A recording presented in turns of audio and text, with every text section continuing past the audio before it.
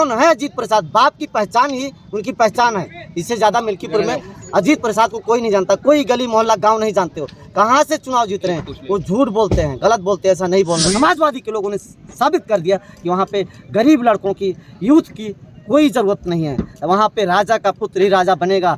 6 सांसद थे, उनको वहाँ पे कोई उपचुनाव लड़ने के लिए कैंडिडेट नहीं मिला। अयोध्या में, यहाँ पे मिल्कीपुर में समाजवादी के लोगों को, अवधेश प्रसाद को अपने पुत्र के अलावा समाजवादी के बहुत सारे कार्यकर्ता थे, दलित समाज के, बहुजन समाज के, उनको कोई कार्यकर्ता नजर नहीं आया। ऐसे गंदे लोगों को आपको तो विधानसभा में एक घर बना के किराए पर यहाँ से जाने के लिए कहना चाहिए। यहाँ क्यों रह रहे हो? वोट तक तो तुम रहते हो, बाकी उसके बाद तो जाके वहाँ रहते हो अपने घर पे, तो पहले ही भेजना चाहिए, जाओ अपने घरों, यहाँ वोट मांगने के लिए क्यों आए हो? देखिए, मिल्कीपुर में आज़ाद समाज पार्टी ने जंग का ऐलान कर दिया है। अब मिल्कीपुर की हवा बदल चुकी है। जो अभी तक तमाम सर्वे मीडिया के लोग दिखा रहे थे कि चुनाव जो यहाँ त्रिकोणीय होगा, आज चंद्रशेखर भैया की दहाड़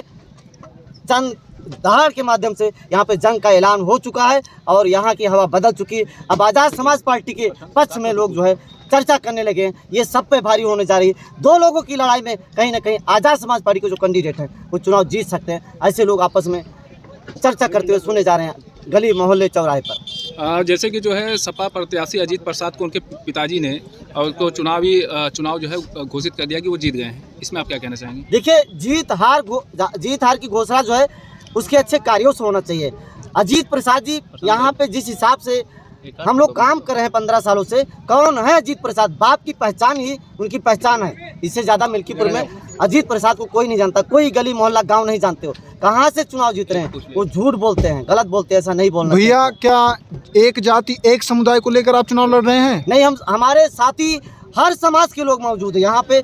मंच के बाहर देखिए, नीचे ऊपर देखिए, तमाम साथी एक जात को लेकर के। सूरज चौधरी ने कभी राजनीति नहीं की और सूरज चौधरी कोई राजनीतिक नहीं है, ना हमें बहुत ज़्यादा बोलना चलना था।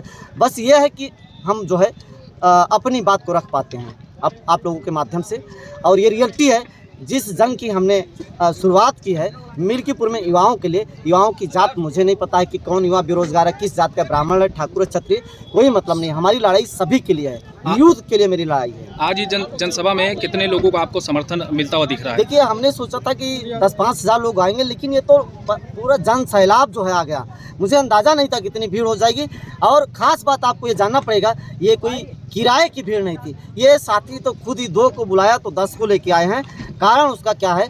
लोग कह रहे हैं कि हर ग्राम सभा में, हर बूथ पे भीम आर्मी के पेटेंट कार्यकर्ता 10, 15, 20, 25 कार्यकर्ता हैं। और ये कार्यकर्ता, खास बात ये ना बिकने वाले हैं और ना झुकने वाले हैं। ये वोट पूरी तरीके से करेंगे। और अच्छी बात यह है कि ये वही कार्यकर्ता हैं, इनके पेरेंट्स जो है, माँ बाप जो है, बाप दादा जो हैं, पहले बसपा के हैं।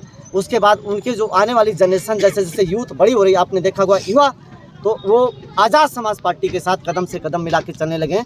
उनको खरीदा और झुकाया नहीं जा सकता, वो कभी नहीं झुकेंगे। उनका मतलब है सिर्फ उनको सम्मान। तो बड़ी बड़ी जो पार्टियां हैं ना, तो उनको सम्मान देती हैं और ना उनको रिस्पेक्ट देती हैं। कहीं कोई उनका मतलब नहीं है। जैसे मेरे साथ हुआ, वो सूरज चौधरी को बड़ी आस भरी निगाह से देख रहे थे कि समाजवादी के लोग सूरज चौधरी को ऊँचे मुकाम पर ले जाएंगे, टिकट दिलाएंगे। लेकिन समाजवादी के लोगों ने साबित कर दिया कि वहाँ पे गरीब लड़कों की, यूथ की कोई ज़रूरत नहीं है। वहाँ पे राजा का पुत्र ही राजा बनेगा।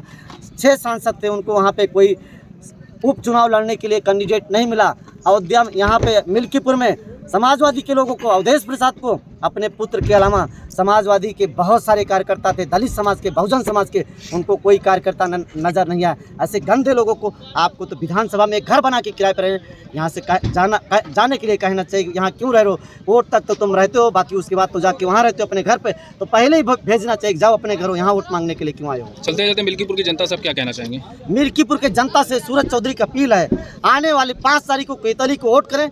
इम्पोर्टेंट चीज़ है कि आपको साढ़ के मुद्दे पे आपको सूरज चौधरी भटकने नहीं देगा। हम खुद ही अपने भीम आर्मी के साथियों के साथ आह्वान करेंगे कि साढ़ का कोई अस्थायी हल निकाल देंगे, पूरा एकदम डट जाएंगे। और सबसे बड़ी लड़ाई, जैसे सूरज चौधरी विधायक बनेंगे, पहला जो सब्जेक्ट होगा, अभी आपने पूछा ना कि जात की बात करते हैं, सूरज चौधरी किसी जात की बात नहीं करता।